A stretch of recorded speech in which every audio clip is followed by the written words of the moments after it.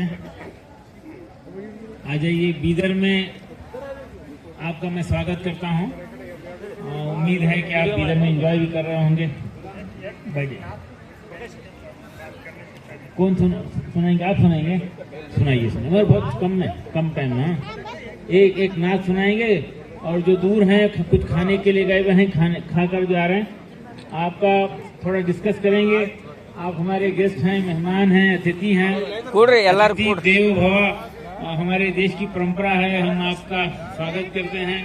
आपकी सेवा करते हुए हमको बड़ी खुशी हो रही है। तो हमारी गुफ्तगू का आगाज होगा नाच से। डॉक्टर बनाते हैं हम लोग, 500 डॉक्टर बनाते हैं। पूरे इंडिया का 1% गवर्नमेंट फ्री मेडिकल सीट यहाँ से बनते हैं हर साल, 1% सीट। लेकिन सेवाएं जो कर रहे हैं वो आपकी सेवाएं बड़ी हैं। आप डायरेक्ट जहाँ जरूरत है वहाँ है। आप सांप काट दे तो आप इलाज करते हैं। आला फैशन कोई बड़ा प्रॉब्लम हो जाए तो सबसे पहले आप अवेलेबल हैं। आप फैले हुए हैं, गांव में हैं, और आपका इलाज जो है वो नेचुरल है, कुदरती जड़ी बूटी से है और तजुर्बे से है। ये पारंपरिक आ रहा है, इसको आगे भी ले जाना है। और ये जड़ी बूटी की कदर करना है। ऊपर वाले ने बनाया है, आप जानते हैं। लेकिन मैं एक बात आपको बताया था ना, आपका जो खूबी है किसी ना किसी को सिखाना चाहिए। ये जनरेशन टू जनरेशन चलते रहे। ये चलता रहेगा तो इसका सवाब, इसका पुण्य आपको मिलता रहेगा। जब तक आपका कोई काम समाज में चलता रहेगा तब तक उसका पुण्य, उसका सवाब आपको मिलता रहेगा। देखिए, यहाँ पे बुजुर्ग हैं, स्वामी जी हैं, ये भी दो बात करेंगे मौके से। और वक्त ज्यादा हो रहा है, आपको आराम भी करना है, कल 9 बजे आना है। मैं कल रंगमंच में आऊंगा, आप तमाम से फिर एक मरतबा दो बात जरूर करूंगा। बहुत बहुत शुक्रिया। पुणेगागी निम्मेलರಿಗೆ ಧನ್ಯವಾದಗಳು।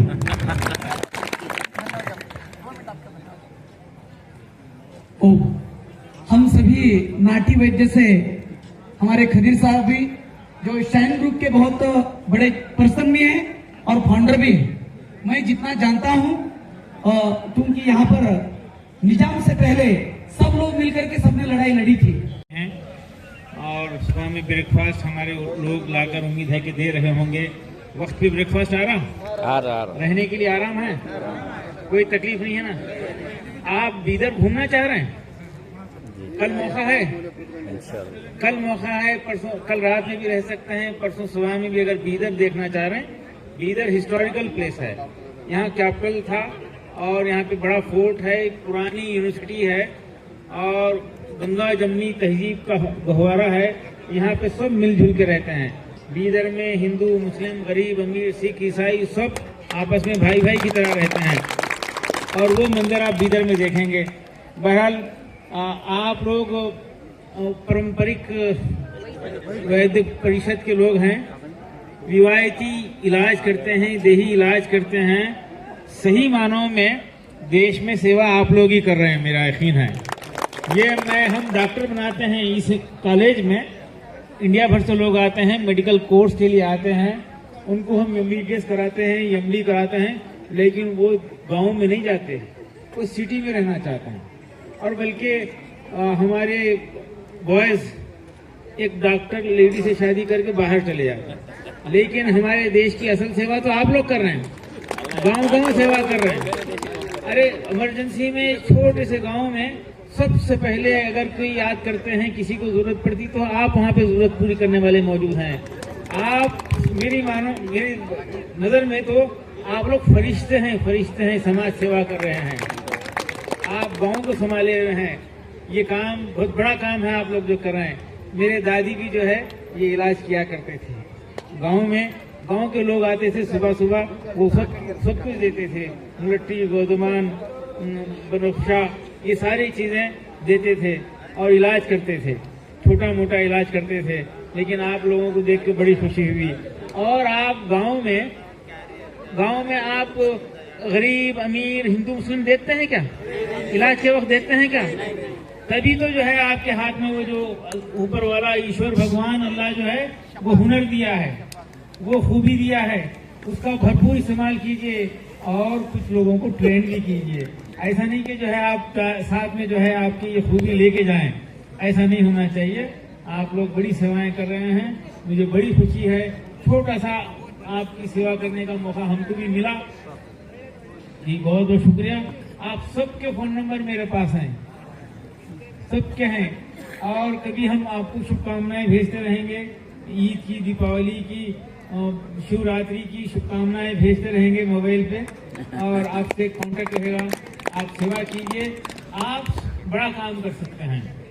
आज हमारे देश को जो जरूरत है, हमारे देश को टावर्स की, ब्रिजेस की, पावर प्लांट की, इंडस्ट्रीज की, एक्सपोर्ट की यकीनन जरूरत है, लेकिन आज हमारे देश को प्यार और मोहब्बत की सबसे ज्यादा जरूरत है। वो जरूरतें आप पूरा करते हैं। देहातों में जो है आप सबके लिए काम करते हैं, भाईचारगी पैदा करते हैं, और हमारा देश तरक्की कर सकता है। एक ही सूरत में तरक्की कर सकता है अगर हम भाईचारगी के साथ एक दूसरे को। गांव में कैसा रहते हैं आप लोग? गांव में कैसा रहते हैं? सब प्यार और मोहब्बत से रहते हैं। ये मिजाज पूरे देश में आ जाए, इसको प्रमोट करने में, इसको आगे बढ़ाने में आपका हाथ है और होना चाहिए।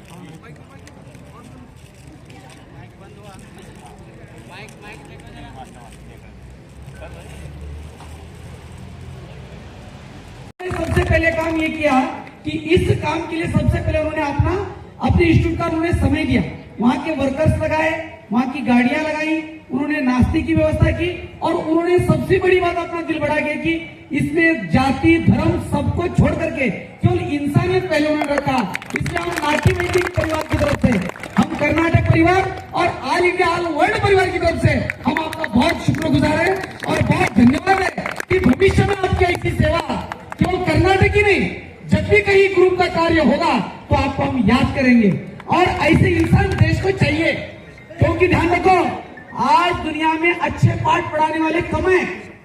मैं मुंह पे बोला खलील साहब के, क्योंकि उनको पता लगना चाहिए आज उर्दू जबान और इस्लाम के नाम पर जो गलत प्रचार हो रहा है, किसी को अगर अच्छा सीखना है तो यहाँ आओ और देखो सबके साथ मोहब्बत प्यार और सबको लेकर के कैसे चलना चाहिए।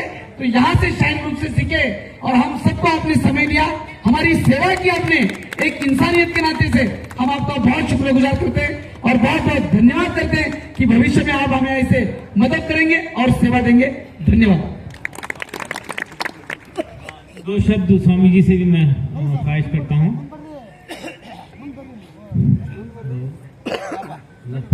ಪಾರಂಪರಿಕ ವೈದ್ಯರಿಗೆಲ್ಲರಿಗೂ ಧನ್ಯವಾದಗಳು.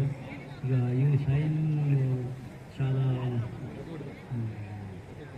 ಗ್ರೂಪಿಂದ ಎಲ್ಲರಿಗೂ ಒಂದು ಉಪಹಾರ ಕಾರ್ಯಕ್ರಮವನ್ನು ಮಾಡ್ತಿದ್ದಾರೆ.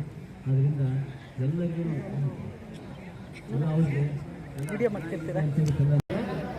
ಒಳ್ಳೆ ರುಚಿಕರವಾಗಿತ್ತು, ಒಳ್ಳೆ ಟೇಸ್ಟ್ ಇತ್ತು ಅಂತ ನಾನು ಭಾವಿಸಿದ್ದೀನಿ. ಸೊ ಎಲ್ಲರೂ ಒಂದ್ ವೇಳೆ ಟೇಸ್ಟ್ ಇದ್ರೆ ಹೌದು ಅಂತ ಹೇಳ್ಬೋದು. ಹೌದು ಹೌದು.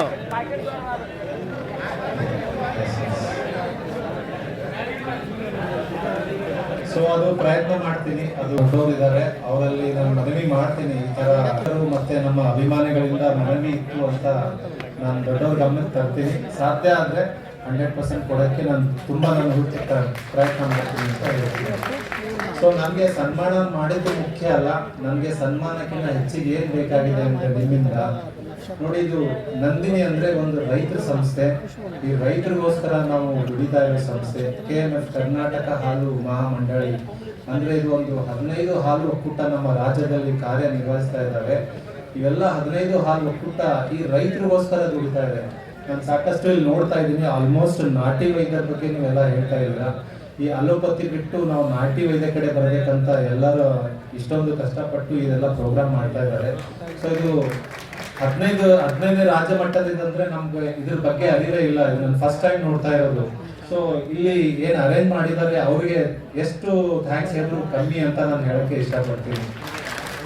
ಈ ಕೊನೆಯದಾಗಿ ನಾನು ಹೇಳ್ಬೇಕೇನಂತಂದ್ರೆ ಸರ್, ನನಗೆ ಸನ್ಮಾನ ಮಾಡೋದು ಮುಖ್ಯ, ಅದು ಮುಖ್ಯ ಇಲ್ಲ ನನಗೆ. ಅವ್ರದ್ದು ಟೋಟಲ್ 25-30 ಮೆಂಬರ್ಸ್ ಏನೋ ಟೀಮ್ ಇದೆ.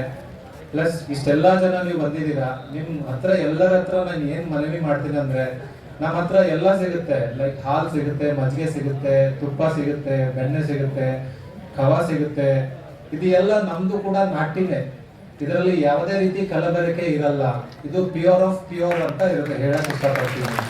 ಸೊ ತಾವೆಲ್ಲರೂ ದಯವಿಟ್ಟು ಎಲ್ಲಿ ಹೋಗ್ತೀರಿ, ಎಲ್ಲಿ ಇದು ಮಾಡ್ತೀರಿ, ಅಲ್ಲೆಲ್ಲ ಹೋದಲ್ಲೆಲ್ಲ ನಿಮ್ಮ ಮನೆಯಲ್ಲಿ ಪ್ರೋಗ್ರಾಮ್ ಇರಲಿ, ಫಂಕ್ಷನ್ಸ್ ಇರಲಿ, ಕಾರ್ಯಕ್ರಮ ಇರಲಿ, ಏನೇ ಇರಲಿ ಅಂತಲ್ಲೆಲ್ಲ ಈ ನಂದಿನಿ ಪ್ರಾಡಕ್ಟ್ಸ್ ಎಲ್ಲ ಆರ್ಡರ್ ಮಾಡಿ ಅಂತ ಈ ಸ್ಟೇಜ್ ಮುಖಾಂತರ ತಮಗೆಲ್ಲ ನಾನು ಮನವಿ ಮಾಡ್ಕೊಳ್ತೀನಿ. ಮತ್ತೆ ಸ್ಪೆಷಲಿ ಸನ್ಮಾನ ಮಾಡಿಸಿದ್ರಲ್ಲ ಆ ಟೀಮ್ಗೆ, ಅವರೆಲ್ಲ ಇಲ್ಲೇ ಬೀದರ್ ಅವರೇ, ನಾನು ಬೀದರ್ ಮಾರ್ಕೆಟಿಂಗ್ ಆಫೀಸರ್ ಆಗಿರೋದ್ರಿಂದ ಅವರಿಗೆ ನಾನು ಪರ್ಸನಲಿ ರಿಕ್ವೆಸ್ಟ್ ಮಾಡ್ತೀನಿ, ತಮ್ಮ ಮನೇಲಿ ಏನೇ ಫಂಕ್ಷನ್ಸ್ ಇರಲಿ, ಮದುವೆ ಇರಲಿ, ಕಾರ್ಯಕ್ರಮ ಇರಲಿ, ಏನೇ ಒಂದು ಇರಲಿ, ಕಬಾಬ್, ಪನೀರ್, ತುಪ್ಪ, ಮಜ್ಜಿಗೆ, ಹಾಲು, ಪ್ರತಿಯೊಂದು ಐಟಮ್ಸ್ ಈ ಫಂಕ್ಷನ್ಸ್ ಏನ್ ಬೇಕಾಗಿದೆ ಐಟಮ್ಸ್ ಎಲ್ಲ ನಮ್ಮ ಹತ್ರ ಹಲವಾರು ಪೇಡ ಇದಾವೆ.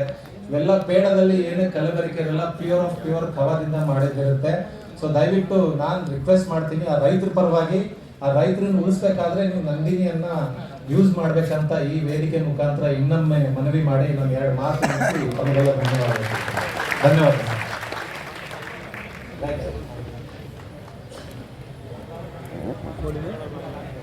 ನಂದಿನಿ ಚಾನ್ಸ್ ಎಲ್ಲರಿಗೂ ವೇದಿಕೆ ಮತ್ತು ಮುಂಭಾಗದಲ್ಲಿರುವಂತಹ ಎಲ್ಲಾ ಪಾರಂಪರಿಕ ವೈದ್ಯರಿಗೂ ನಮಸ್ಕರಿಸುತ್ತಾ, ಸ್ತ್ರೀ ರೋಗದಲ್ಲಿ 3 ಕಾಯಿಲೆಗಳು, ಬಿಳಿಸಿ ರೋಗ, ಕೆಂಪು ರೋಗ ಮತ್ತು ಸೋಮ ರೋಗ, ಈ 3 ಕಾಯಿಲೆಯನ್ನು ಗುಣಪಡಿಸಲು 1 ಕಪ್ ಮೊಸರು ಬೆಳಿಗ್ಗೆ 1 ಕಪ್ ಮೊಸರಿಗೆ ಬೆಳಗ್ಗೆ ಹೆಪ್ಪಚ್ಚಿ ಸಾಯಂಕಾಲ 1 ಚಮಚ ಕಸಕಸಿ, ಅದೇ ರೀತಿ ಮರುದಿವಸ ಬೆಳಿಗ್ಗೆ ಅರ್ಧ ಚಮಚ ಯಾಲಕ್ಕಿ, 1.5 ಚಮಚ ಕಲ್ಲಸಕ್ಕರೆಯನ್ನು ಹಾಕಿ 1 ತಾಸು ಬಿಟ್ಟ ನಂತರ ಸ್ತ್ರೀಯರಿಗೆ ಬೆಳಿಗ್ಗೆ ನೀರು ಕುಡಿಯದೆ ತಿನ್ನಲಿಕ್ಕೆ ಕೊಡಬೇಕು. ಇದೇ ರೀತಿ 25 ದಿವಸಗಳವರೆಗೆ ಕೊಟ್ಟರು ಅನುಕೂಲ ಆಗ್ತೈತಿ. ಬಹಳ ಕಾಯಿಲೆ ಜಾಸ್ತಿ ಇತ್ತಂದ್ರ 1 ತಿಂಗಳ ತನಕ ಕೊಟ್ಟರು ಬರ್ತೈತಿ. ಆ ನಂತರ ಈಗಿನ ಹೆಣ್ಣು ಮಕ್ಕಳಿಗೆ ಹೊಸದಾಗಿ ರಜಸ್ವಳಿ ಆದ್ರ, ಋತುಮತಿ ಆದ್ರ ಫಸ್ಟ್ನೇ ತಿಂಗಳು ಮತ್ತು 2ನೇ ತಿಂಗಳು ಏನಕ್ಕಪ್ಪ ಹುಲಿ ಆಗ್ತತಿ. ಆ ನಂತರ ಹುಲಿ ಬರೋದಿಲ್ಲ ಅವ್ರಿಗೆ. 2 ತಿಂಗಳು, 3 ತಿಂಗಳು, 4 ತಿಂಗಳು ಹೋಗ್ತದೆ. ಒಬ್ಬೊಬ್ಬರಿಗೆ 2 ತಿಂಗಳು ಬಿಟ್ಟು ಆಗ್ತತಿ. ಇದಕ್ಕೆ ಮೂಲ ಬರಕ ಕಾರಣಪ್ಪ ಅಂದ್ರೆ ಅವ್ರಿಗೆ ರಕ್ತದ ಕೊರತೆ ಇರ್ತದೆ. ದೇಹದಲ್ಲಿ ರಕ್ತದ ಕೊರತೆ ಇರೋದ್ರಿಂದ ಈ ಕಾಯಿಲೆ ಬರ್ತತಿ. ಇದಕ್ಕೇನಪ್ಪ ಅಂದ್ರೆ 1 ಮುಷ್ಟಿಯಷ್ಟು ಆತರ್ಕಿ ಸೊಪ್ಪನ್ನು ತೆಗೆದುಕೊಳ್ಳಬೇಕು. ಅದನ್ನು ಬೆಳಿಗ್ಗೆ ಸ್ವರಸ ಆಗಿ ಅಂದ್ರೆ ನೀರು ಏನೂ ಕುಡಿಸದೆ ಅರಿದು ವಸ್ತ್ರ ಹಿಂಡಿಕೆ ಮಾಡಿ 1 ಕಪ್ ರಸ ತೆಗೆದು ಬೆಳಿಗ್ಗೆ ಕುಡಿಯಲು ಕೊಟ್ಟರೆ ಆ ಹೆಣ್ಣು ಮಗಳಿಗೆ 48 ದಿವಸ ಪರ್ಯಂತರ ಈ ಔಷಧಿಯನ್ನು ಕೊಟ್ಟಾಗ ಪ್ರತಿ ತಿಂಗಳು ಅವರಿಗೆ ರಜಸ್ವಲಿ ಆಗುತ್ತದೆ. ಇದು ಹೆಣ್ಣು ಮಕ್ಕಳಿಗೆ ಮಾತ್ರ. 16ರಿಂದ ಮದುವೆ ಆಗುತ್ತ ಪೂರ್ವದಲ್ಲಿ ಯಾರಿರ್ತಾರೋ ಅವರಿಗೆ ಮಾತ್ರ ಸೀಮಿತವಾಗಿರುತ್ತದೆ ಇದು. ಈ ಅವಕಾಶವನ್ನು ಮಾಡಿಕೊಟ್ಟಂತ ಎಲ್ಲರಿಗೂ ಧನ್ಯವಾದಗಳು. ನನ್ನ ಹೆಸರು ಚನ್ನಮಲ್ಲಯ್ಯ ಜೈನಾಪುರ್, ಮುಧೋಳ್, ಬಾಗಲಕೋಟೆ ಜಿಲ್ಲೆ. 9611 935009.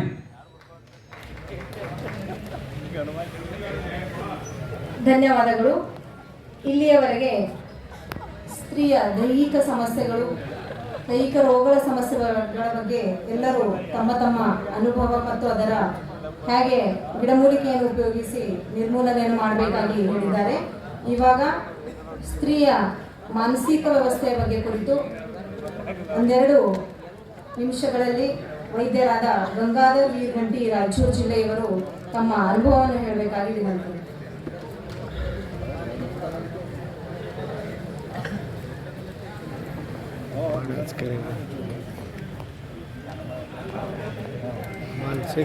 ನಮಸ್ಕಾರ ಎಲ್ಲರಿಗೂ.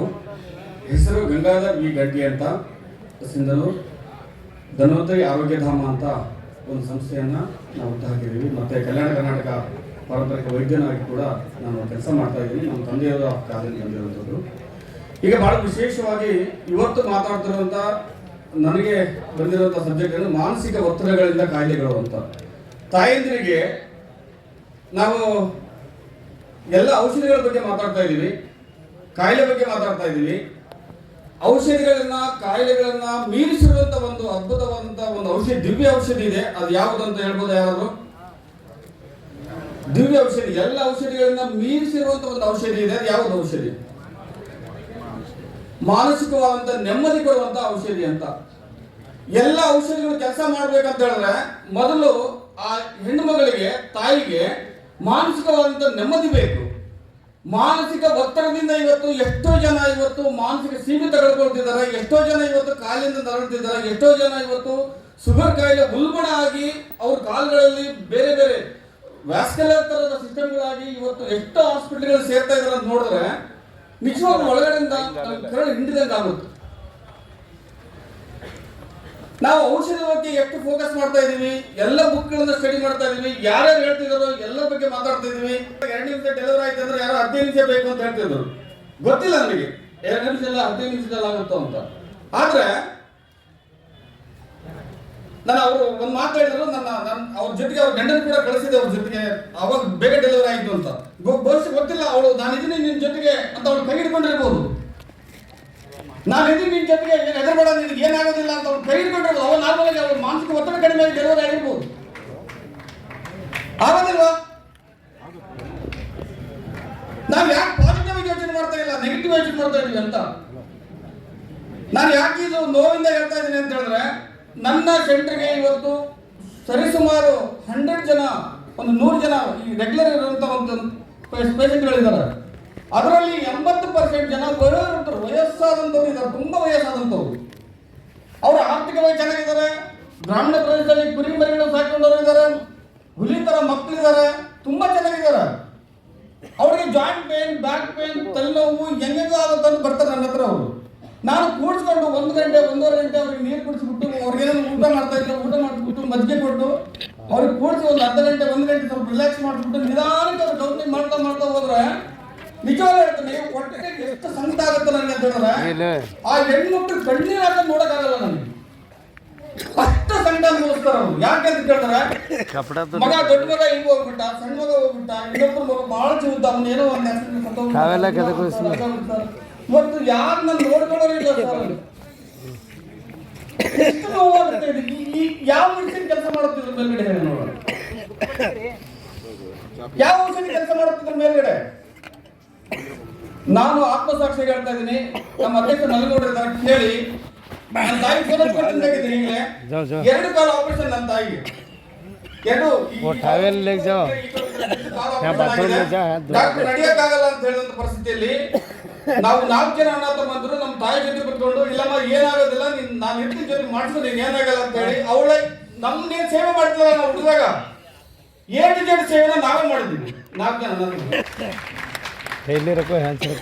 ಅವಳು ಇವತ್ತಿಗೂ ಮಾಳೆ ಎತ್ತಿ ಕೆಳಗಡೆ ಇಳಿತಾಳೆ, 86 ವರ್ಷ ತಾಯಿಗೆ. ನಮ್ಮ ಮನೆ ಹತ್ರ ಡಾಕ್ಟರ್ ಇದ್ದಾರೆ, ಅವ್ರು ಒಂದ್ಸರಿ ಫೋನ್ ಮಾಡ್ತಾರೆ, BP ಜಾಸ್ತಿ ಆಗ್ಬಿಟ್ಟಿದೆ ಸರ್ ಅಂತ. ಹೌದಾ, ಫೋನ್ ಕೊಡಿ ಅಂತ ಹೇಳ್ತೀನಿ ನಾನು. ಫೋನ್ ಕೊಟ್ರೆ ಅವಳಿಗೆ ಒಂದು ಅರ್ಧ ಗಂಟೆ ಮಾತಾಡ್ತೀನಿ, ಮಾತಾಡ್ಬಿಟ್ಟು ನಗಿಸ್ಬಿಟ್ಟು ಅಮ್ಮ ಬರ್ತೀನಿ, ಈಗ ಇನ್ನೊಂದು ತಾಸು ಆಗ್ತಾ ಬರ್ತೀನಿ, ಚಿಂತೆ ಮಾಡ್ಬಿಟ್ಟು ಆರಾಮ್ ಇರ್ತೀನಿ ಅಂತ ಹೇಳಿದ್ರೆ ಡಾಕ್ಟರ್ ಈಗ ಚೆಕ್ ಮಾಡ್ರಿ ಅಂತ ಹೇಳಿದ್ರೆ, ಸರ್ BP ನಾರ್ಮಲ್ ಸರ್ ಅಂತ. ಹೆಂಗ್ ಸಾಧ್ಯ? ನನ್ನ ಪೇಷಂಟ್ಗಳು, ನಾನು ಯಾರು ಪೇಷಂಟ್ಗಳು ಬರ್ತಾರೋ ಆ ಪೇಷಂಟ್ಗಳಿಗೆ ನಾನು ಹೇಳೋ ಒಂದೇ, ಅಮ್ಮ ನೀನು ಇಲ್ಲಿ ಕುತ್ಕೋ, ಯಾರು ಬರ್ತಾರೋ ಗೊತ್ತಿಲ್ಲ, ಅವ್ರ ಮನೆ ಹುಡ್ಕೊಂಡು ಹೋಗಿ, ಅವ್ರು ಯಾರು ಬಂದಿಲ್ಲ ಅಂದ್ರೆ ನಾನೇ ಹೋಗಿ ಅವ್ರ ಮನೇಲಿ ಯಾರು ಇರ್ತಾರೋ ಅವ್ರನ್ನ ಕರ್ಕೊಂಡು ಬರ್ತೀನಿ ನನ್ನ ಸೆಂಟ್ರಿಗೆ. ಕರ್ಕೊಂಡು ಬಂದು ಅವ್ರ ಜೊತೆ ಕೂತ್ಕೊಂಡು ಅಮ್ಮ ಎಷ್ಟು ಕಷ್ಟಪಟ್ಟಿದ್ದಾರೆ, ಎಷ್ಟು ನೋವು ಅನುಭವಿಸಿದ್ದಾರೆ, ಏನೇನ್ ಮಾಡಿದ್ದಾರೆ, ನೀನೇನ್ ಮಾಡ್ತಾ ಇದೀಯ ಈಗ ಅಂತ ಅವನಿಗೆ ಅರ್ಥ ಮಾಡಿಸ್ತೀನಿ. ಅವಳ ಕೈಕಾಲು ಹಿಡಿದು ಅವಳಿಗೆ ಆಯಿಲ್ ಹಾಕ್ಬಿಟ್ಟು ಕೈಕಾಲುಗಳೆಲ್ಲ ಒತ್ತಿ ಅವಳ ಜೊತೆ ನಿಧಾನಕ್ಕೆ ಸುದ್ದಿ ಹೇಳ್ತಾ ಅವಳಿಗೆ ನಗ್ತಾ, ಅವ್ಳಿಗೆ ಜೋಕ್ ಮಾಡ್ತಾ, ಇದೆಲ್ಲ ಮಾಡ್ಕೊಂಡು ಕೈಕಾಲುಗಳನ್ನೆಲ್ಲ ಅವ್ರಿಗೆ ಎಷ್ಟು ಜಾಯಿಂಟ್ ಪೇನ್ ಇದೆ, ನಮ್ಮ ಬ್ಯಾಕ್ ಪೇನ್ ಇದೆ, ಏನೇನೋ ಇದೆ ಅಂತ ಹೇಳ್ತಾಳೆ. ದಯಮಾಡಿ ಹೇಳ್ತೀನಿ, ಇವತ್ತು ಎಷ್ಟು ಚೆನ್ನಾಗಿ ಆರಾಮಾಗಿದ್ದಾರೆ ಅಂತ ಹೇಳಿದ್ರೆ ಅವ್ರು ನೋಡಿ ಊಟ ಮಾಡೋಷ್ಟು ಖುಷಿ ಆಗುತ್ತೆ, ಸಂತೋಷ ಆಗುತ್ತೆ ನನಗೆ. ನನ್ನ ಸೇವೆ ಸಾರ್ಥಕ ಅಂತ ಅನಿಸ್ತಾ ಇದೆ ನನಗೆ.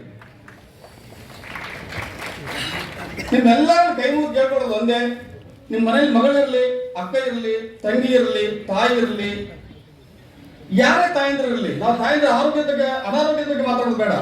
ತಾಯಂದ್ರಿಗೆ ನಮ್ಮಿಂದ ಅವ್ರು ಒಳ್ಳೆ ಮಾಡಿದ್ರು ಪರವಾಗಿಲ್ಲ, ಅವ್ರಿಗೆ ಚುಚ್ಚು ಮಾತುಗಳನ್ನ, ಹಿಂಸೆಗಳನ್ನ, ಅವರಿಗೆ ಮಾನಸಿಕ ಹಿಂಸೆಗಳಾಗಿರ್ಬೋದು, ದೈಹಿಕ ಹಿಂಸೆಗಳಾಗಿರ್ಬೋದು, ಅವ್ರಿಗೆ ನೋವಾಗುವಂತ ಮಾತುಗಳಾಗಿರ್ಬೋದು, ಇವ್ರು ಮಾತಾಡಿದ್ರೆ ಸಾಕು ಅವ್ರ ಆರೋಗ್ಯ ತುಂಬಾ ಚೆನ್ನಾಗಿರುತ್ತೆ, ಹಕ್ಕಿ ತರ ಹರಾಡ್ತಿರ್ತಾರೆ ಯಾವಾಗಲೂ. ನಾವು ಮಾನಸಿಕ ಹಿಂಸೆ ಕೊಟ್ಟು ಮತ್ತೆ ಒಂದು ಹೆಣ್ಣು ಮಕ್ಕಳ ಔಷಧಿ ಬಗ್ಗೆ ಏನು ಗಿಡಮೂಲಿಕೆ ಔಷಧಿ ಬಗ್ಗೆ ಮಾತಾಡ್ತಾ ಇದ್ವಿ. ಯಾರು ಹೇಳಿದ್ರು ನಮ್ಮ ಗಿಡಮೂಲಿಕೆ ಔಷಧಿ ಕೊಡೋದು ಹೇಳಿದ್ರೆ ಅವ್ರು ನಮಗೆ, ನಮ್ಮಲ್ಲಿ ಕೊಡಪ್ಪ ಕೈ ಬಿದ್ದು ಸಾಕು ಅಂತ ಹೇಳ್ತಾರೆ. ಕುಡಿದು ಬಂದು ಚಿತ್ರಹಿಂಸೆ ಕೊಡೋದು ಎಷ್ಟೋ ಜನ ಮಕ್ಕಳಿದ್ದಾರೆ ಇವಾಗ. ನಾವು ವೈದ್ಯರಾಗಿ ನಾವು ಮಾಡಬೇಕಾಗಿದೆ ಅಷ್ಟೇ. ಮೊದಲು ನಾವು ಚಟಗಳಿಂದ ದೂರ ಇದ್ದು ನಮ್ಮ ಮಕ್ಕಳನ್ನ ಚಟಗಳಿಂದ ದೂರ ಮಾಡಿ ನಾವು ಆದರ್ಶವಾಗಿ ಬದುಕಿ, ಯಾರಾದರೂ ಅಂತ ದುಸ್ಥಿತಿಯಲ್ಲಿದ್ದಂಥ ತಾಯಂದಿರು ಇದ್ರೆ, ನಾವು ಗೋಗಳ ಬಗ್ಗೆ ಮಾತಾಡ್ತೇವೆ. ನಿಜವಾಗ್ಲೂ ನಾನು ಗೋ ಕಟ್ಟಿದ್ದೀನಿ, ನಾನು ಆಕಳು ಸಾಕಿದ್ದೀನಿ, ನಾನು ಗೋ ಸೇವೆ ಮಾಡ್ತಾ ಇದ್ದೀನಿ, ಜೊತೆ ತಾಯಿ ಸೇವೆ ಮಾಡ್ತಾ ಇದ್ದೀನಿ. ಆ ಹಾಲನ್ನು ಅರ್ಧ ಲೀಟರ್ ಹಾಲು ನಮ್ಮ ತಾಯಿ ಕೊಡ್ತಾ ಇದ್ವಿ. ಅಮ್ಮ ಚೆನ್ನಾಗಿ ಮೊಸರು ಮಾಡ್ಕೋ, ಟೀ ಮಾಡ್ಕೋ, ಹಾಲು ಕೊಡಿ, ಚೆನ್ನಾಗಿರಲಿ ಅಂತ ಹೇಳ್ತೀನಿ. ನಾನು ನೆಮ್ಮದಿದೆ ಮೇಡಮ್, ನಿಜವಾಗ್ಲೂ ನೆಮ್ಮದಿದೆ ನನಗೆ. ಅವ್ರು ನೋಡ್ರೆ ಕಣ್ಣೀರು ಬರುತ್ತೆ ಮೇಡಮ್. ಅಷ್ಟು ಕೆಟ್ಟ ಸ್ಥಿತಿಯಲ್ಲಿ ಇವತ್ತು ತಾಯಂದ್ರು ಬದುಕ್ತಿದ್ದಾರೆ. ನಾವು ತಾಯಂದ್ರ ಬಗ್ಗೆ ಮಾತ್ರ ಅರ್ಹತೆ ಇದೆಯಲ್ಲ ಗೊತ್ತಿಲ್ಲ. ಇಲ್ಲಿರುವಂಥ ವೈದ್ಯರು ಎಲ್ಲರಿಗೂ ಅರ್ಹತೆ ಇದೆ ಅಂತ ನಾನು ಅಂದ್ಕೊಂಡಿದ್ದೀನಿ. ಹಾಗಾಗಿ ಔಷಧಿ 2ನೇ ಸ್ಥಾನದಲ್ಲಿ ಇಟ್ಕೊಂಡು ಮೊದಲು ಅವರಿಗೆ ಮಾನಸಿಕವಾದ ನೆಮ್ಮದಿ ಕೊಟ್ಟರೆ 80% ಅವ್ರಿಗೆ ಆರೋಗ್ಯ 100% ಸರಿ ಹೋಗುತ್ತೆ. 80% ಔಷಧಿ ಇಲ್ಲದೆ ಅವ್ರ ಆರೋಗ್ಯ ಸರಿ ಹೋಗ್ಬೇಕಂದ್ರೆ ಮಕ್ಕಳಾದಂಥವ್ರು ನಾವು, ಗಂಡ ಆದಂಥವ್ರು ನಾವು, ಅಣ್ಣ ತಮ್ಮ ಏನೇನು ಆಗಿದೀವಲ್ಲ, ಅವರು ಅರ್ಧ ಗಂಟೆ ಟೈಮು ನೋಡಿ. ಒಂದು ಉದಾಹರಣೆ ಹೇಳ್ತೀನಿ. ನಿಮ್ಮ ತಾಯಿ ಇವತ್ತು ನಿಮ್ಮಲ್ಲಿ ಶಿಫ್ಟ್ ಮಾಡ್ತಿದಾರೋ, ನಿಮ್ಮಲ್ಲಿ ಅವ್ರು ಶಿಫ್ಟ್ ಮಾಡ್ತಾರೋ ಗೊತ್ತಿಲ್ಲ ನನಗೆ, ಸಮಯ ಭಾಳ ಕಡಿಮೆ ಇದೆ. ನೀವು ಇವತ್ತು ಹೋಗಿ ಅವರು ಮಲ್ಕೊಂಡಿದ್ರೆ ಅವ್ರ ಕಾಲಸಿ ಕುತ್ಕೊಂಡು, ಅಮ್ಮ ಸ್ವಲ್ಪ ಹಿಂಗೆ ಕಾಲಿಸ್ತಾ, ಅಮ್ಮ ಆರಾಮದಿಯಮ್ಮ, ಊಟ ಮಾಡಿದ್ಯಾ, ಚಹಾ ಕುಡಿದ್ಯಾ, ಎಷ್ಟು ಅವ್ರು ಸರಿಗಿದ್ರೆ ಅಷ್ಟೇ ಹೇಳ್ಬೇಕಾ? ಮತ್ತೆ ಪೂರ ದಪ್ಪಾಗಿ ವಜೆಯಾಗಿ ಎದ್ದಾಳಕ್ಕೆ ಬರಲ್ಲ ನನಗೆ ಸರಿ ಬಿಟ್ಟು ಅನ್ಬಾರ್ದು. ಯಾಕಂದ್ರೆ ನಾಟಕ ಮಾಡ್ತಾರೆ ನನ್ನ ಮಗ, ಅದಕ್ಕೆ ಕೆಚ್ಚಾಗಿ ಗೊತ್ತಾಗ್ಬಿಡುತ್ತೆ ಅವ್ರಿಗೆ. ಕೈಕಾಲೆಲ್ಲ ಅವಳಿಗೆ ಸೊರಗಿದ್ರೆ, ಅವಳಿಗೆ ಏನು ತ್ರಾಸ ಆಗಿದ್ರೆ, ಅವ್ಳು ಚೆನ್ನಾಗಿಲ್ಲ, ಕೈಕಾಲೆಲ್ಲ ಇಸಿಬಿಟ್ಟು ಆರಾಮದೇನಮ್ಮ, ನಾನು ಇದೀನಿ, ಯಾಕೆ ಚಿಂತೆ ಮಾಡ್ತೀನಿ ಅಂತ ಸ್ವಲ್ಪ ಒಂಚೂರು ಅವ್ರಿಗೆ ಕೈಕಾಲಿಗೆ ಕೋಕೋನಟ್ ಆಯಿಲ್, ಏನು ದೊಡ್ಡ ಎಣ್ಣೆ ಕಾಸ್ಟ್ಲಿ ಎಣ್ಣೆ ತಗೊಂಡೋದು ಬೇಕಾಗಿಲ್ಲ. ನೀವು ಅಂಗಾಲಿಗೆ, ಮೊಣಕಾಲಿಗೆ, ಕೈಗೆಲ್ಲ ಹಾಕಿ, ಅಂಗಾಲಿಗೆ ಸ್ವಲ್ಪ ನೀವು ಎಣ್ಣೆ ಹಚ್ಚಿ, ಬೆಳಗ್ಗೆ ಸಂಧಿಗೆ ಮಧ್ಯದಲ್ಲಿ ಸ್ವಲ್ಪ ಹಾಕಿ ಹಿಂಗೆಲ್ಲ ಉಜ್ಜಿ, ಸ್ವಲ್ಪ ಅವಳಿಗೆ ತಲೆ ಮೇಲೆ ಹಿಂಗೆ ಕೈ ಆಡಿಸಿ, ಅದೇ ಸ್ವಲ್ಪ ಬೆಚ್ಚಗಾಗೈತಲ್ಲಮ್ಮ ಅಂತೇಳಿ ಸ್ವಲ್ಪ ಹಿಂಗೆ ಅಡ್ಮೇಲೆ ಕೂಲ್ ಮೇಲೆ ಕೈ ಆಡಿಸ್ರಿ. ನೀವು ಗೊತ್ತಿಲ್ಲದಂಗೆ ಆನಂದ ಭಾಷೆ ಕಣ್ಣೊಳಗಡೆ ಬಂದ್ಬಿಡ್ತದೆ. ಹಂಗೆ ಅವ್ರು ಒತ್ತಡ, ಇವತ್ತು ಎಲ್ಲ ಒತ್ತಡಗಳಿಂದಲೇ ತಾಯಿದ್ರು ಇವತ್ತು ಬಹಳಷ್ಟು ಕಾಯಿಲೆಗಳನ್ನು ಬಳಲ್ತಿದ್ದಾರೆ. ದಯಮಾಡಿ ನನ್ನ ರಿಕ್ವೆಸ್ಟ್ ಇಷ್ಟೇ, ಗಂಡ್ಮಕ್ಳಾದಂಥವ್ರು ನಾವು ತಾಯಂದ್ರ ಬಗ್ಗೆ ಮಾತಾಡೋಕ್ಕಿಂತ ಮುಂಚೆ ನಾವು ಆದರ್ಶವಾಗಿ ಇಟ್ಕೊಂಡು ತಾಯಂದ್ರಲ್ಲಿ ಕಾಪಾಡಬೇಕು, ತಾಯಂದ್ರ ರಕ್ಷಣೆ ಮಾಡಬೇಕು, ತಾಯಂದ್ರಿಗೆ ಮಾನಸಿಕವಾದ ಧೈರ್ಯ ಕೊಡಬೇಕು ಅನ್ನೋಂಥದ್ದು ಮೊದಲು ನಿಮ್ಮೆಲ್ಲರ ಪಾದಾರಗಳಿಗೆ ಮನವಿಯನ್ನು ಮಾಡ್ಕೊಂಡು ನಾನು ಕೇಳ್ತಾ ಇದ್ದೀನಿ. ನನಗೆ ಬೇರೆ ಬೇರೆ ವಿಷಯಗಳಿದೆ, ಇವತ್ತು ಮಾತಾಡೋಕೆ ಆಗ್ತಾಯಿಲ್ಲ, ಯಾಕಂದ್ರೆ ಭಾಳ ಒಂದು ಫೀಲಿಂಗ್ ಇತ್ತು ಒಳಗಡೆಗೆ. ಆ ಫೀಲಿಂಗನ್ನು ನಿಮ್ಮ ಜೊತೆ ಹಂಚಿಕೊಂಡಿದ್ದೀನಿ. ನಾನು ಕಣ್ತುಂಬ ನೋಡ್ತಾ ಇದ್ದೀನಿ, ಭಾಳಷ್ಟು ಜನಗಳಿಗೆ ಇವತ್ತು ಕೌನ್ಸಿಲಿಂಗಲ್ಲಿ ಸುಧಾರಣೆ ಮಾಡಿದ್ದೀನಿ. ಅದೊಂದು ನೆಮ್ಮದಿ ಇದೆ ನನಗೆ. ಅಂತ ಕೆಲಸ ನೀವೆಲ್ಲರೂ ಕೂಡ ಮಾಡಬೇಕು ಅನ್ನೋದನ್ನ ರಿಕ್ವೆಸ್ಟ್ ಮಾಡ್ತಾ, ಈ ವೇದಿಕೆಗೆ ಅವಕಾಶ ಕೊಟ್ಟಂತ ಹಿರಿಯರಿಗೆ ವಂದಿಸಿ ನನ್ನ 2 ಮಾತುಗಳನ್ನು ಮುಗಿಸ್ತಾ ಇದ್ದೀನಿ.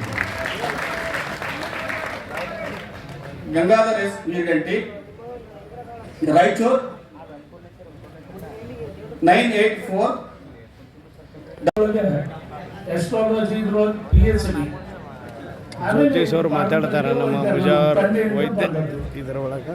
ಈಗ ಡೈರೆಕ್ಟ್ ಅಪ್ಪ ಅಂತಂದ್ರೆ ಹೆರಿಗೆ ಸಮಸ್ಯೆ, ನಮ್ಮ ಸೀಸರಿಂಗ್ ಅನ್ನುವಂಥ ವಿಷಯಕ್ಕೆ ಸಂಬಂಧಪಟ್ಟದ್ದು ಡೈರೆಕ್ಟ್ ಅವ್ರಿಗೆ ತಿಳಿಸ್ತೇವೆ ನಾವು. ಎಲ್ಲರೂ ಬರ್ಕೋರಿ, ಧರ್ಮಪುರಿ ಬರ್ತಾರೆ ಪಟ ಪಟ. ಇದು ಮ್ಯಾರೇಜ್ ಆದಮೇಲೆ ಅವರು ಗರ್ಭ ನಿಂತು ಅಂದ್ರೆ ಸಂಭ್ರಮದ ಒಂದು ದಿನಗಳು ಪ್ರಾರಂಭ. ಯಾಕಪ್ಪ ಅಂತಂದ್ರೆ ಮೊದಲು ನಮ್ಮ ತಾಯಿದಾರು 9ನೇ ತಿಂಗಳ ಹಡಿ ತನಕನೂ ಈ ಟೈಪ್ ದುಡಿತಿದ್ರು, ಏನು ಬೇಕಾದ್ರೆ ಮಾಡ್ತಿದ್ರು. ಅವಾಗ ಅಗ್ನಿ ನಾರ್ಮಲ್ ಡೆಲಿವರಿ. ಈಗ ಹಂಗಿಲ್ಲ. ಈಗ ಅವರು ಗರ್ಭಧಾರಣೆ ನಂತರ ಪಿಜ್ಜಾ, ಬರ್ಗರ್ ಇಂಥ ತಿನ್ಕೋತಿರ್ತಾರೆ. ಕುಬ್ಸುದು ಊಟ ತಿಳ್ಕಿಸಿನ ಕರ್ಕರ್ದು ತರತರದ ಒಂದು ಊಟಗಳ ವ್ಯವಸ್ಥೆ ಮಾಡಿ ಅದ್ರ ಮುಖಾಂತರ ಅವ್ರಿಗೆ ಒಂದು ಪ್ರೋಟೀನ್ ಆಗಲಿ, ಇದು ಆಗಲಿ ಎಲ್ಲ ಸಿಗಲಿ ಅಂತ ಹೇಳಿ ಒಂದು ಇದು ಇರ್ತಿತ್ತು. ಈಗ ಗರಿದು ಕಡಿಮೆ ಆಗಿಬಿಟ್ಟದ್ರಿ. ಕುಬುಸು ಮಾಡ್ತಾರೆ ಏನೋ ಕರಿತಾರಲ್ರಿ, ಅದು ಕಡಿಮೆ ಆಗಿಬಿಟ್ಟದ. ಒಂದೇದು ಏನದಪ್ಪ ಅಂತಂದ್ರೆ 9ನೇ ತಿಂಗಳು ನಡೀತಪ್ಪ ಅಂತಂದ್ರೆ ನಡುಕ ಶುರು ಆಗಿಬಿಡ್ತದ್ರಿ. ಯಾಕಂದ್ರೆ ಆ ಪೇನ್ ಕಂಟ್ರೋಲ್ ಮಾಡೋ ತಾಕತ್ತು ಈಗಿನ ನಮ್ಮ ಅಕ್ಕಂಗಿಯರಿಗೆ ಇಲ್ಲ. ಮೊದಲಿತ್ತು, ಈಗಿಲ್ಲ. ಯಾಕಪ್ಪ ಅಂತಂದ್ರೆ ನೀವು ಹೋಗಿ ಅಡ್ಮಿಟ್ ಮಾಡಿದ ಮೇಲೆ ಅಲ್ಲಿ ಒಂದು ಸಣ್ಣ ತಪ್ಪು ನಡೀತದೆ, ಅದು ಯಾರಿಗೂ ಗೊತ್ತಿಲ್ಲ. ಸಲೈನ್ ಏನು ಹಚ್ತಾರ, ಅಲ್ಲಿ ಡೈಕ್ಲೋಫೆನಾಕ್ ಸೋಡಿಯಂ ಇಂಜೆಕ್ಷನ್ ಮಾಡ್ತಾರೆ, ಅಲ್ಲಿ ಪೇನಿಗೆ ಹೇಳಲಾರ್ದಂಗೆ ಒಟ್ಟ ಪೇನ್ ಹೇಳ್ಬಾರ್ದು ಅಂತೇಳಿ ರೊಕ್ಕ ಸುಲಿಗಿ ಹೆಂಗಪ್ಪ ಅಂತಂದ್ರೆ ಅಲ್ಲಿ ಟೈಮ್ ಕೊಡ್ತಾರ ಒಂದು 5 ತಾಸ 6 ತಾಸ, ಯಾಕೂ ಇನ್ನೂ ಪೇನೇ ಹೇಳಲ್ರಿ. ಕಳ್ಳ ಸುತ್ತಗೋತದ, ಕೂಸ ಅಡ್ಡ ಆಗ್ಲತ್ತದ, ಹಿಂಗೇನೋ ನಾನಾ ಕಾರಣ ಹೇಳ್ತಾರೆ ತಮ್ಮ ಫೀ ವಸೂಲಿಗೆ. ಅವಾಗ ನೀವು ಏನ್ ಮಾಡ್ಬೇಕಂದ್ರೆ ಇದು ಡೈರೆಕ್ಟ್ ಹೇಳ್ತೇನೆ ನಾನು ಸರ್, ಇದು ಇಂಥದಪ್ಪ ಅಂತಂದ್ರೆ ನಾರ್ಮಲ್ ಡೆಲಿವರಿನೇ ಇದು. ಅವ್ರು ಅಡ್ಮಿಟ್ ಆದ್ಮ್ಯಾಗ ಇದು ಬಿಫೋರ್ ಮಾಡ್ಕೊಳ್ರಿ, ಮತ್ತೆ ಅವಾಗ ಅಡ್ಮಿಟ್ ಆದಾಗ ಹುಡುಕ್ಯಾಡ್ಕೊಂಡು ಸಿಗ್ಲಿಲ್ಲ ಅನ್ನೋ ಒದ್ದಾಡ್ದಾಗ್ತದ. ಸೀಸರಿನೇ ನಾರ್ಮಲ್ ಡೆಲಿವರಿ ಆದ್ರೆ 10 ಡೆಲಿವರಿ ಮಾಡ್ಕೋಬಹುದು, ಸೀಸರಿನ್ ಆದ್ರೆ ಲಾಸ್ಟ್ 3. ಈಗಂತೂ 2ಕ್ಕೆ ಬಂದ್ ಆಗ್ಬಿಟ್ಟಾವ್ರಿ. ಅಲ್ಲ ಒಂದಂತರೂ ಅದು ಪುಣ್ಯದ್ರಿ, ಸಾಲಿ ಕಲ್ಸೋದು ಅದ್ರ ಖರ್ಚ ಅದು ಇದು ಭಾಳ ವಿಚಾರ ಮಾಡ್ತಾರ. ಇರ್ಲಿ, ಇನ್ನು ಮುಂದಿನ ಜಲ್ದಿ ಬಂದ್ಬಿಡ್ತೀನಿ. ಪುಷ್ಯ ನಕ್ಷತ್ರ ದಿವಸ ಉತ್ತರಾಣಿ ಗಿಡಕ್ಕೆ ಪೂಜೆ ಮಾಡಿ ಅದನ್ನ ಕಿತ್ಕೊಂಡು ಬರ್ಬೇಕ್ರಿ ಬೇರೆ ಸಮೇತ. ಆ ಬೇರೆ ನೆಳ್ಳಿನೊಳಗೆ ಒಣಗಿಸಿ ಮನೆಯಾಗ ಇಟ್ಕೋರಿ. ಲಗ್ನ ಮಾಡಿದ ಮೇಲೆ ಇದನ್ನ ತಯಾರಿ ಮಾಡ್ಕೊಂಡು ಇಟ್ಕೋರಿ. ಮತ್ತು ಆ ಡೆಲಿವರಿ ಟೈಮ್ದಾಗ ಹುಡುಕಾಡಿದ್ರೆ ಅದು ವಾಚ್ ಹೋಗ್ತದ. ಅದನ್ನ ಏನು ಮಾಡ್ರಿ ನೀವು, ಡಾಕ್ಟರ್ನ ಎದುರಿಗೆ ತಂದು ಕಟ್ಟಿದ್ರೆ ಕಟ್ಟಿಸ್ಕೊಡುವುದಿಲ್ಲ ಅವರು, ಯಾಕಂದ್ರೆ ಅವ್ರಿಗೆ ನುಕ್ಸಾನ ಆಗ್ತದೆ. ಅದನ್ನ ಏನು ಮಾಡ್ಬೇಕ್ರಿ, ರಟ್ಟಿಗರಿ ಕಟ್ಟಬೇಕು ಒಂದು, ಸೊಂಟಗರಿ ಕಟ್ಟಬೇಕು ಒಂದು. ಕಟ್ಟಿದ ಕೇವಲ 2 ನಿಮಿಷ ಒಳಗೆ ನಾರ್ಮಲ್ ಡೆಲಿವರಿ ಆಗ್ಲೇಬೇಕು. ಆಗ್ಲಿಲ್ಲ ನನ್ನ ಕಡೆ ನನ್ನ ನಂಬರ್ ಬರ್ಕೋರಿ, 50,000 ರೂಪಾಯಿ ಪೆನಾಲ್ಟಿ ಕೊಡ್ತೀನಿ ನಾ. ಚಾಲೆಂಜಿಂಗ್ ಇದು ನನ್ನ ಮನೆಗಳಿಗೆ ನಡೆದಿದೆ, ನನ್ನ ಸೊಸಿದು. ಯಾಕಂದ್ರೆ ಪೇನ್ ನೋಡುದು ನಮ್ಮ ಕೈಲೇ ಆಗಲಿಲ್ಲ. ಅವಾಗ ಅವ್ರಂದ್ರು ಇಲ್ರಿ ಬಾಳಿಗೆ ಹತ್ತದ, ಒಂದು ಸ್ವಲ್ಪ ಸೀಸರಿನ್ ಮಾಡುವಂತ ಸಮಸ್ಯೆ ಬರ್ತದ, ಒಂದು ಸ್ವಲ್ಪ ನೋಡ್ರಿ ವಿಚಾರ ಮಾಡ್ರಿ, ಕೂಚಿಗೆ ತ್ರಾಸ ಆಗ್ತದ, ಅಕ್ಕಿಗೆ ತಾಯಿಗೂ ತ್ರಾಸ ಆಗ್ತದ. ಅಲ್ಲಿ ನರ್ಸ್ಗಳಿಗೆ ನಾ ಹಿಡಿದು ಆ ಬೇರ್ ಕಟ್ಟಿ ನನ್ನ ಮಗನಿಗೆ ಕುಂದಿಸಿದೆ ಬಾಜು. ಅವರು ಒಳಗೆ ಕರ್ಕೊಂಡು ಹೋದ್ರು, ಏಕದಮ್ ಕೂಸು ಹೊರಗಡೆ.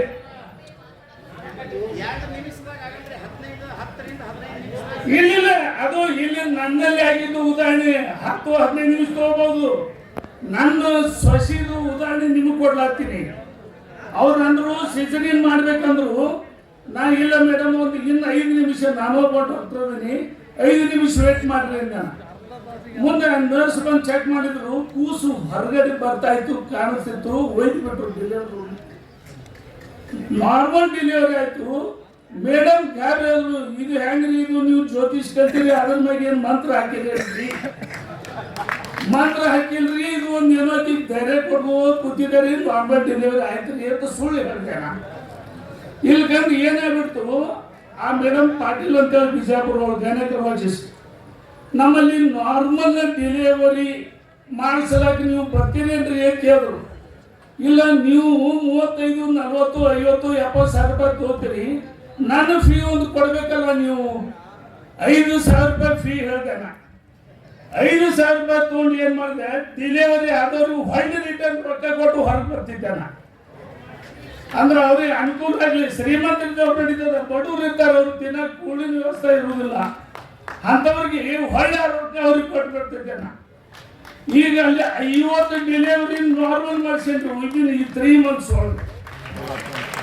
ಅವರು ಅದ್ರದ್ದು ಮಂತ್ರ ಹೇಳ್ತಿರೋ ಅದ್ರ ಏನು ವಿಧಾನ ಹೇಳ್ತಾರೆ ನಮ್ಗೆ ಹೇಳ್ರಿ, ನಿಮ್ ಕೈ ಮುಗಿತೇನೆ ಅಂದ್ರು. ಬ್ಯಾಡ್ರಿ ಮೇಡಮ್ ಅಂದನ. ಬಡವರಿಗೆ ಮಾತ್ರ ನೀವು ನಾರ್ಮಲ್ ಡೆಲಿವರಿ ಮಾಡಿಸೋ ಪ್ರಯತ್ನ ಮಾಡ್ರಿ.